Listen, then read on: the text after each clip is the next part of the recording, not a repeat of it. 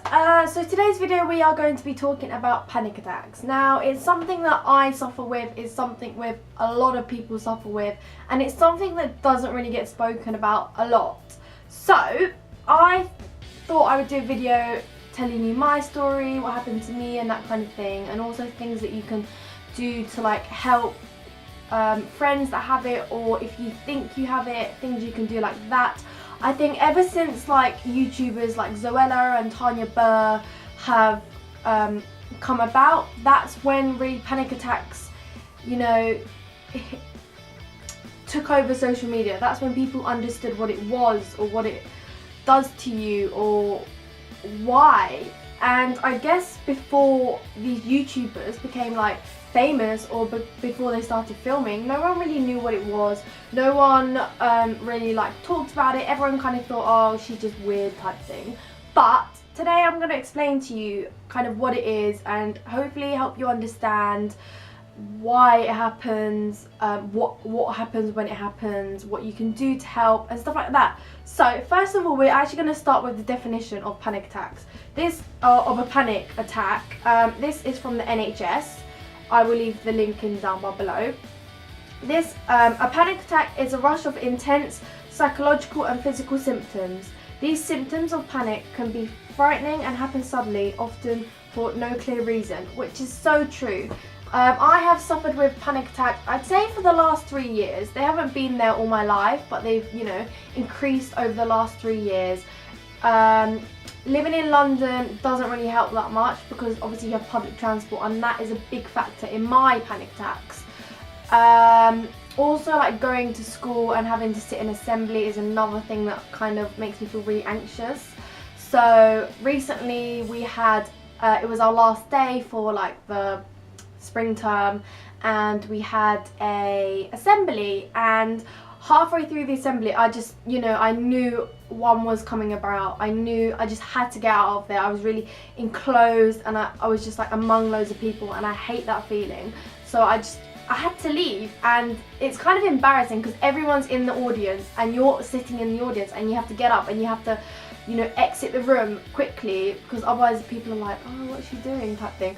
But I did it because I knew that if I stayed there I would have had a panic attack, and thankfully I prevented one. But I just felt so sick and I couldn't stay there any longer, and everyone was looking at me when I was walking up the stairs. But you know, when it comes to things like this, you kind of just have to like ignore them and do what's best for you.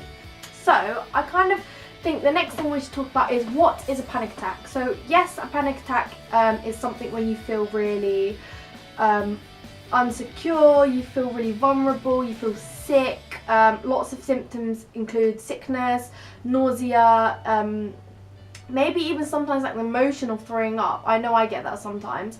You feel really hot and you get sweaty and you feel dizzy and you can't stand and your legs turn to jelly. That is like all of my symptoms. And you know, I get panic attacks on and off now and again. Sometimes I get them loads, sometimes I don't get them at all, sometimes I get them out of the blue, and I never know when they're going to happen. So some of the symptoms that are on the NHS website are a sensation that your heart is beating irregularly, so like really, really fast, sweating, trembling, shortness of breath, choking sensation, chest pain, feeling sick. And yeah, so I normally get panic attacks on the bus or on the tube, mainly on the tube because you're underground and you feel really like claustrophobic. And I've had a few panic attacks on the tube because I take the tube to work, and when I finish work it's normally the rush hour, so it's really busy, and sometimes I've just felt so sick because there's no like seats. I've had to stand up and I've had to like sit on the floor because I literally thought I was going to throw up. And panic attacks are just things that get in the way so much. I don't think people realise how they can affect your life. Now I have to kind of like, not plan my day, but I kind of, if I know something's going to be too claustrophobic, or I know I'm going to feel panicked, then I'll try to either not go, or I'll try to take precautions. Like I'll make sure one of my good friends is there because I feel a lot safer when I'm around them, and just things like that really I have to like take into consideration. So when I go out with my mum and I know that I can't get on the train, I just know if a train's coming along and I see it and I start to panic, I say to myself, you can't get on that train. If you get on that train, you're gonna have a panic attack. And my mum knows this, so my mum's like, okay, we'll just wait for the next train, which is fine. And I think things like that you have to do in order to either prevent it or in order to tell your mind that it's okay, because most of it's psychological. Like, you know, nothing really, you're not really going to be sick. Like when I had CBT, which is cognitive behavioural therapy, which is one of the main therapy things with panic attacks. And yes, I did go to therapy for panic attacks. This was about 1.5 years ago actually, and I went there for I'd say a good 2 months, 3 months, 4 months, 5 months even, because they were just so bad at that point, and I just needed someone who wasn't my family, who wasn't my friends, who wasn't my teachers, someone who knew all about it and just needed to talk to them. And we kind of figured out what triggers them, why they happen, and what happens to me when they happen. And I know now that when they happen, my brain just goes into overdrive. I constantly think I'm going to be sick, and the whole thing around sickness I just don't like at all. So, you know, the thought of it just makes me feel really anxious, and I don't want it to happen. Like, it'll be embarrassing if it happens, that kind of thing. And I guess that the whole cognitive behavioural therapy sessions really helps. Like, they really helped me to understand why they happen and what happens to me when they happen, what I can do to prevent them and stuff like that. And I don't go to it anymore, but I still have my therapist email, so if anything happens I can talk to her. And yeah, some of the precautions I take myself, which are some of the things that you could take yourself, I guess, but these are the ones I take myself because I know that they'll not prevent, but they'll kind of keep my mind at ease. So the first thing I like to do is I always like to bring a book with me, whether I'm travelling on the bus or on the train. I just like to have one in my bag because it takes my mind off of things, and I've probably said this before in videos and stuff. Yeah, it just takes my mind away that I'm on the train, and kind of the motion as well. So I like to read a book. At the moment I'm reading this book, which is amazing, so I definitely recommend it. The second thing I like to have with me most of the time is chewing gum. Now, whether it's mints or chewing gum, I like to have something minty with me because I think it just like refreshes you. So I always like to have something like that. And then the last thing I like to have is water, mostly cold water, because obviously if I have a panic attack and I'm feeling hot, I can just like you know, put it against my cheek and it will cool me down. So I definitely like to have water. I'm not one to have like music and stuff because yes, when I'm on the train I like to listen to music and stuff, but not all the time. Sometimes I just like to have my book and read. I think the next thing I should probably discuss with you is when you know whether it's a panic attack and when you have panic attacks, or when it's just when you're feeling ill or you're having a bad day.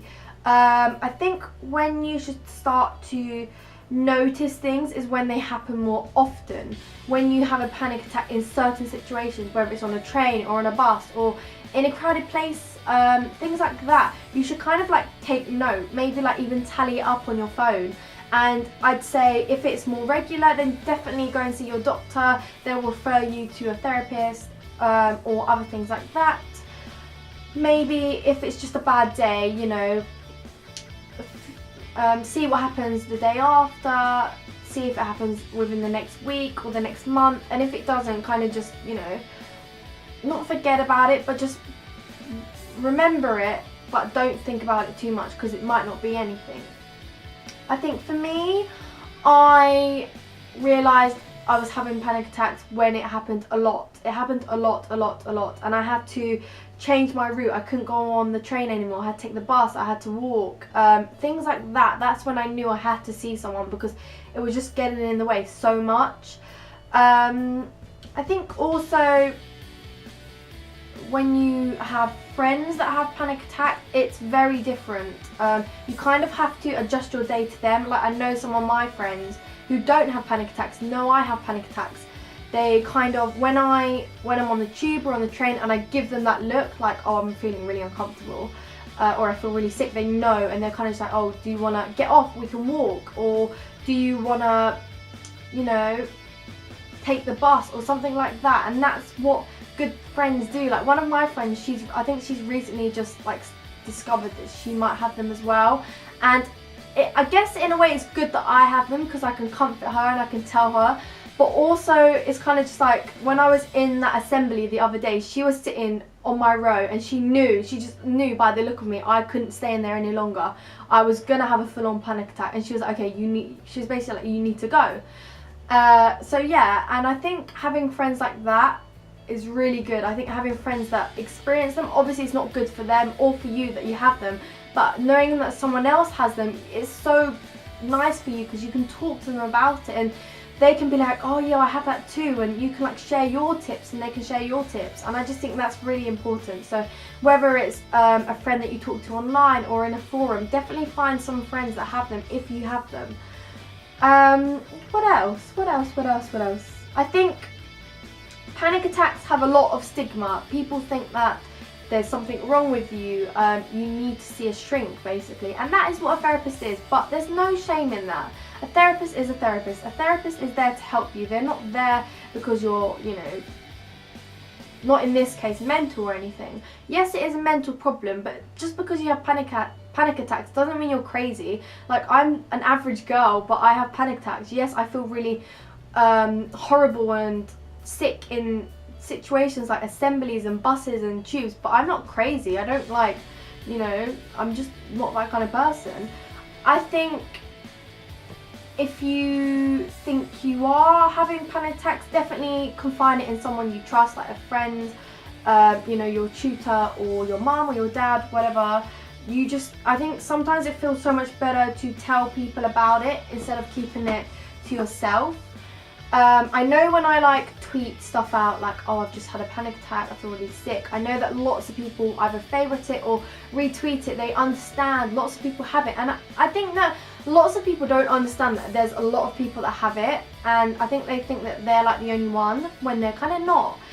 Yeah, I think next is kind of like, for me, when I have a panic attack, I feel really drained. I feel really awful the next day. I feel really like worn out and tired because it takes a lot of energy out of you. Sometimes I find it hard to breathe when I have a panic attack, and that's when I know the next day, because sometimes when I feel sick, sometimes I don't realise that it's a panic attack, and that's, you know, that's kind of normal because sometimes the symptoms are different.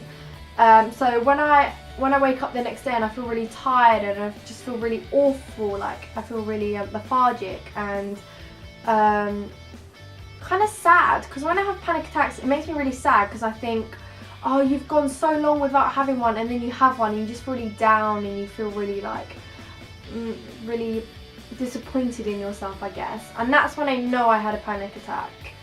And it kind of lasts for 2 days, I'd say. One day for the actual panic attack, and then the day after, and then I'll just be back to myself. Yeah, so I think this video is kind of like a bit of rambling. I kind of spoke about a lot of random things to do with panic attacks, and if you found this like helpful, then let me know, because I definitely want more people to talk to it about. I don't talk to my therapist anymore, but I do have lots of friends that I talk to about it, and I talk to my mum a lot about it.